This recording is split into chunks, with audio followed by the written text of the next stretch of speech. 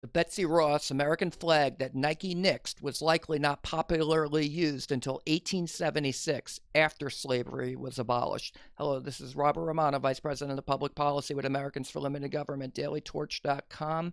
Hit that subscribe button. Today we're going to be talking about the Betsy Ross flag. I take this on a little bit of a lighter note in celebration of the 4th of July. There's a national controversy surrounding Nike canceling a Betsy Ross flag sneaker after Colin Kaepernick intervened. Colin Kaepernick, he's a former NFL quarterback, and he's offended by the Betsy Ross flag. This is total social justice warriorism, SJWism. This is ridiculous. The basic idea is that, well, in the American Revolution, slavery was still allowed in many of the colonies, and therefore the Betsy Ross flag is a symbol of white oppression of slaves.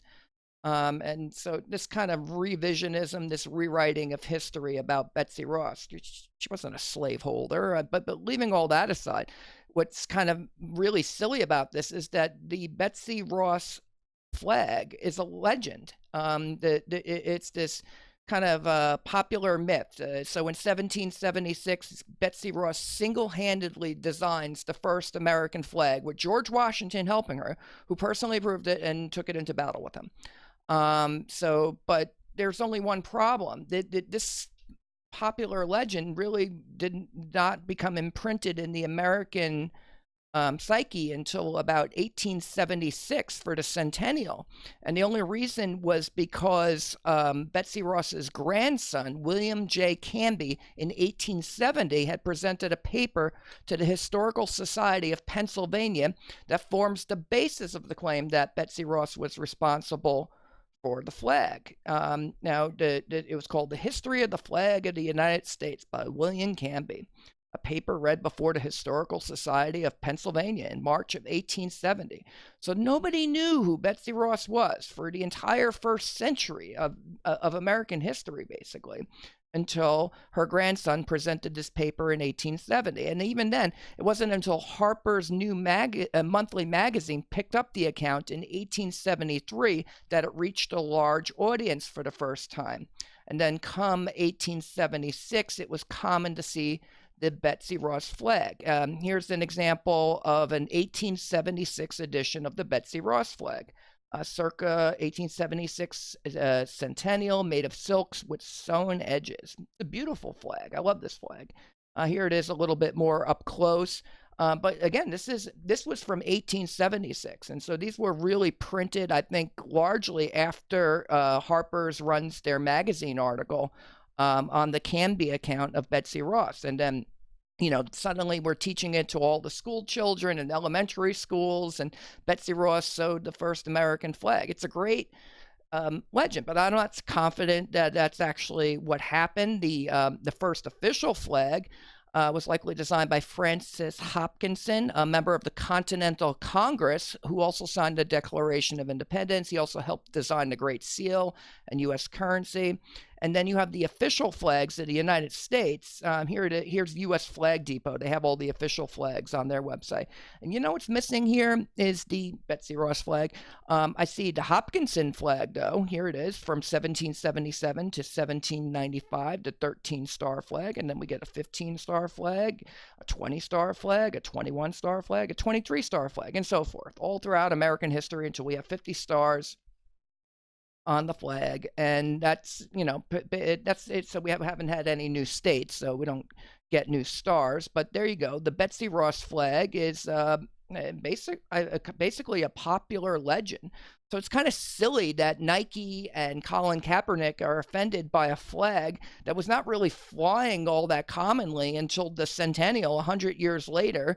And oh, by the way, that was after slavery had already been abolished, after the Civil War. Now, as for Betsy Ross, the historical documentation, did she really make the flag? Probably not. But it's still, here's historicalphiladelphia.org, the Betsy Ross house, the flag. While there is no doubt that the real Betsy Ross was worthy of interest in her own right, it is the legend of Betsy sewing the first stars and stripes that has made her an unforgettable historical figure. And so you can go visit the Betsy Ross house in Philadelphia. And and they'll have the whole get up there. They'll have someone dressed up as Betsy Ross, and you can get tickets, and it's a lot of fun. A great place to bring the kids. And we can talk about this legend. And again, it's a beautiful flag. It's embedded in our popular consciousness. And it might not have been flying until all the states were already free of slaves. And so, but I think this revisionism is really kind of disgraceful. Even if you want to take the official stars and stripes, the flags that they were flying during the Civil War, 1859 to 1861. Here's the 34-star flag from 1861 to 1863. This was the one that would have been flowing during the Civil War. Here's a 35-star flag from 1863 to 65. This also would have been flown during the Civil War, and it was flown by the Union, who was battling the Confederacy. And those were the slave states. There was a couple of Union states that have slaves too. But the point is that the people who were fighting for abolition, ultimately, the people who fought the Civil War, were flying the Union flag. And this William Carney, he was the first Black recipient of the Congressional Medal of Honor.